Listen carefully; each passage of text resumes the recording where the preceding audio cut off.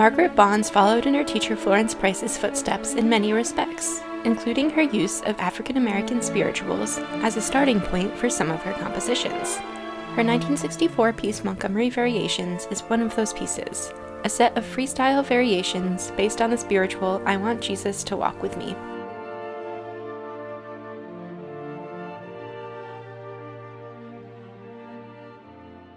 Bonds avoids what she describes as overdevelopment of the spiritual melody, because she felt the meaning of the spiritual to be too personal.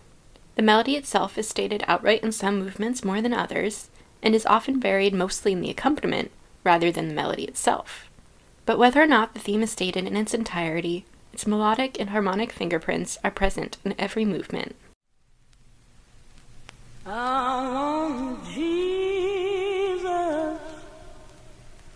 to walk with me. I want Jesus to walk with me. I want Jesus to walk with me. I want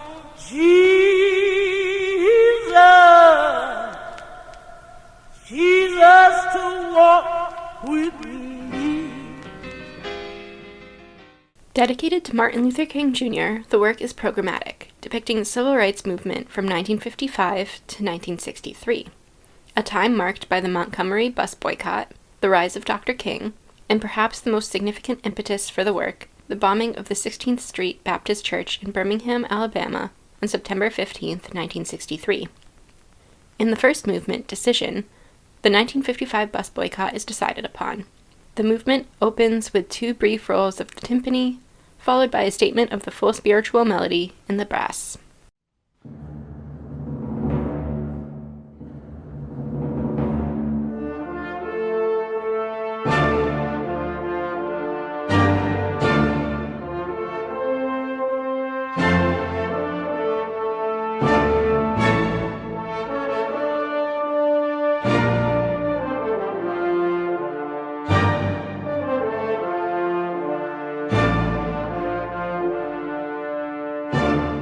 The first variation of the melody then appears in the strings, picked up later by the winds.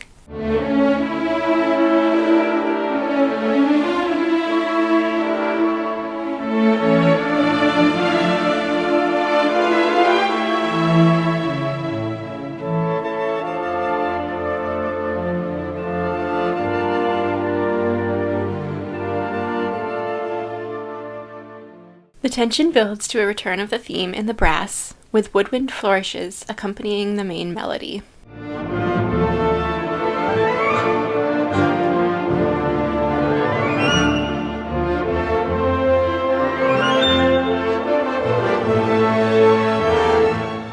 The movement ends with a final punctuated chord, perhaps meant to represent the decision being made.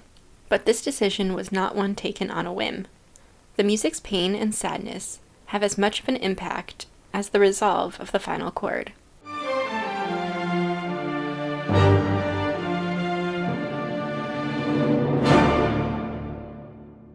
The second movement, Prayer Meeting, represents the prayers that accompany the actions decided upon in the previous movement.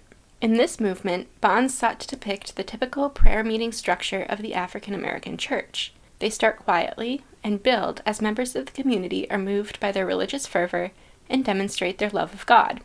Although the main melody does not appear in full in this movement, Bonds nevertheless saturates the movement with its character. The quietness of the opening of this movement, just the tambourine and low-string tremolo, reflects the humming and murmuring that precede the formal start of the prayer meeting. The prayer itself begins a few measures later, first in the solo oboe, and later joined by the rest of the winds.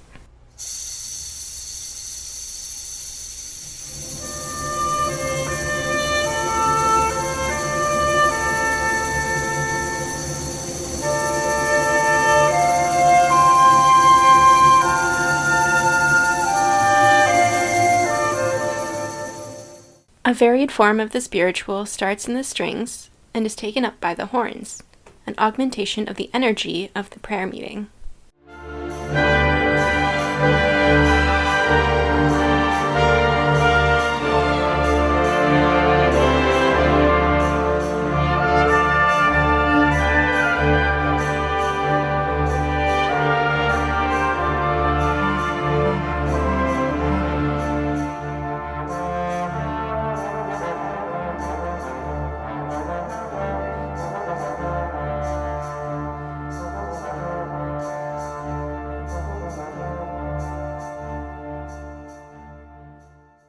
A violin line that evokes the sound of something improvised reinstates the stillness and tranquility of the opening in the final measures of the movement.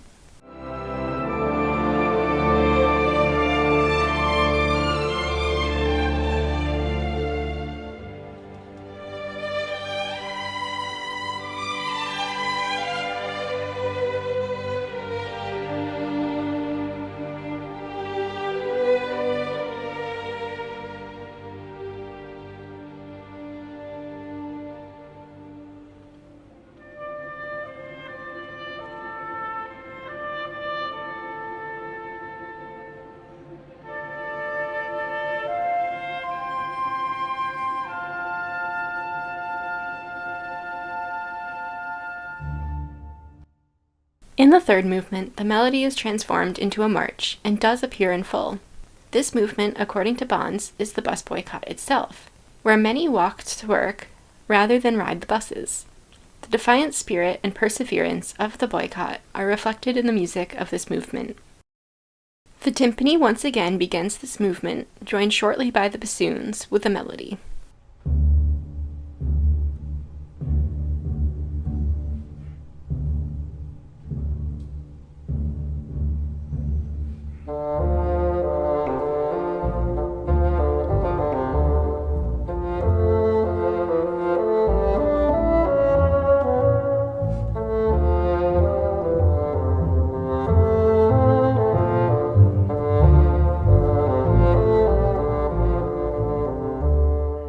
The resilience of the boycotters really enters when the horns and trombones play the melody later in the movement.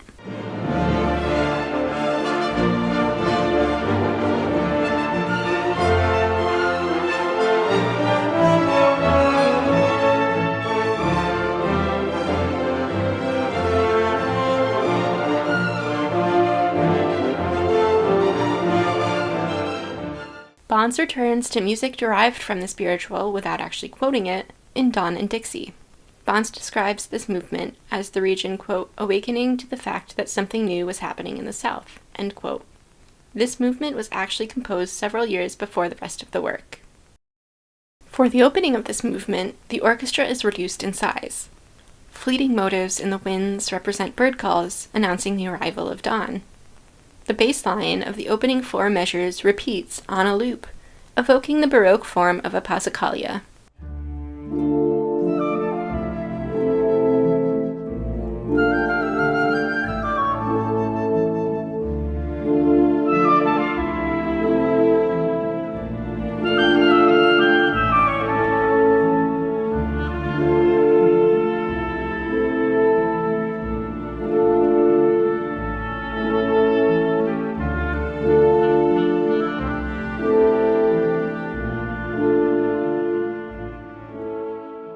The second half of the movement reaches a climax as Dixie becomes fully awake to the changes in the air.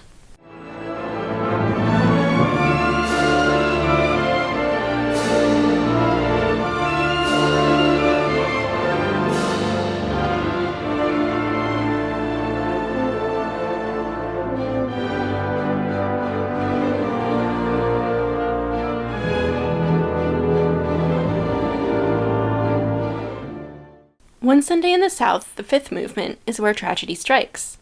It begins by evoking the innocence and play of children in Sunday school just before the bombing of the church. The melody does appear fully fledged in this movement, perhaps an additional nod to the church setting.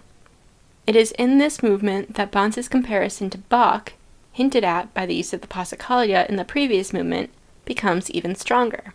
Compare the short-long motif from Bonds' piece to that in Bach's Third Brandenburg Concerto. Also listen to how both pieces fall in pitch at the end of these excerpts.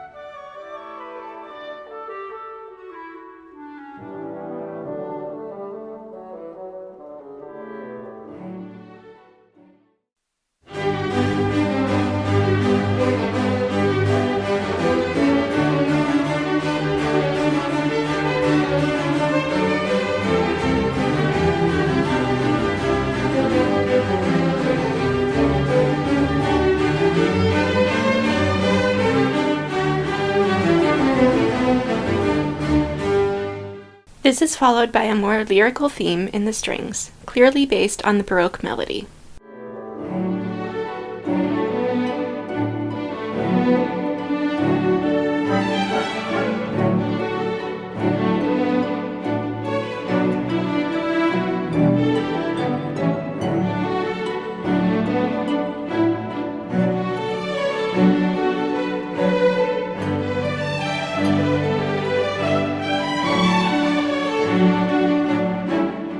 The Baroque-inspired theme is essentially a bourrée, a type of dance. It becomes an accompaniment figure to the spiritual melody on a few occasions.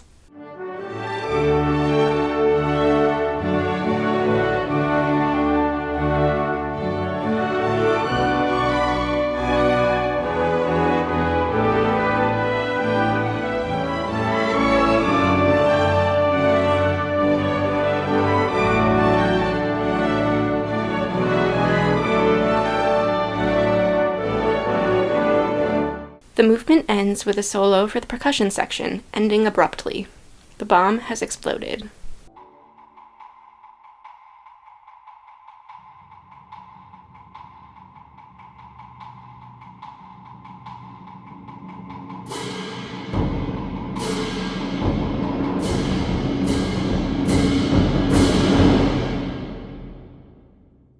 In the next movement, the aftermath of the bombing leads to a lament. The movement opens with a chorale-like, melancholy statement of the spiritual melody.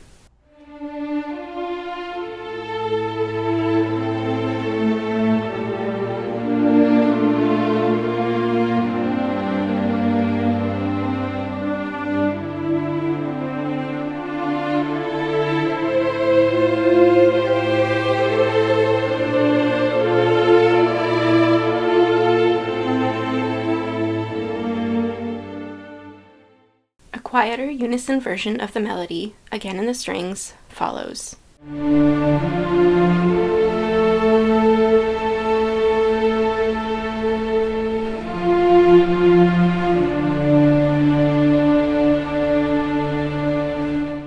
The spiritual melody is played one more time before true healing comes in the final movement, Benediction, which Bonds describes as, quote, a benign God, father and mother to all people, pours forth love to his children, the good and the bad alike.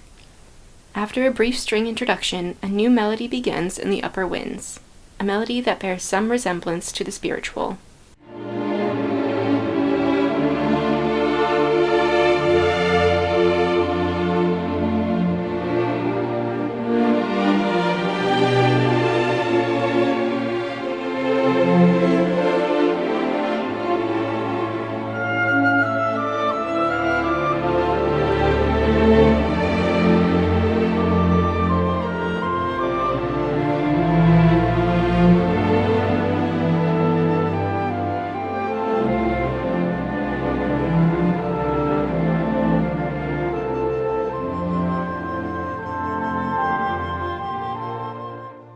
This new melody becomes the accompaniment to the spiritual, which is abruptly cut off.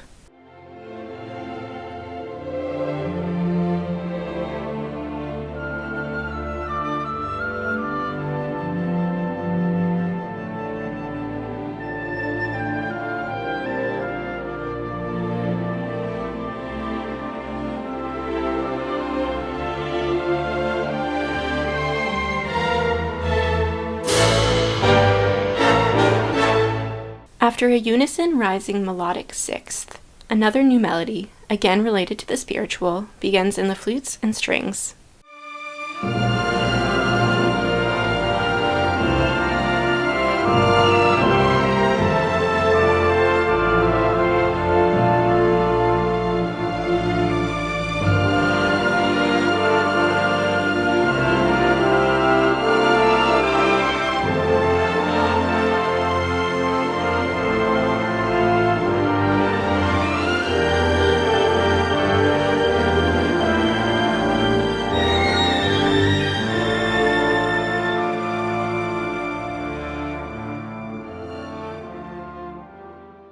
The spiritual melody appears one final time in the horns and trombones, but is incomplete.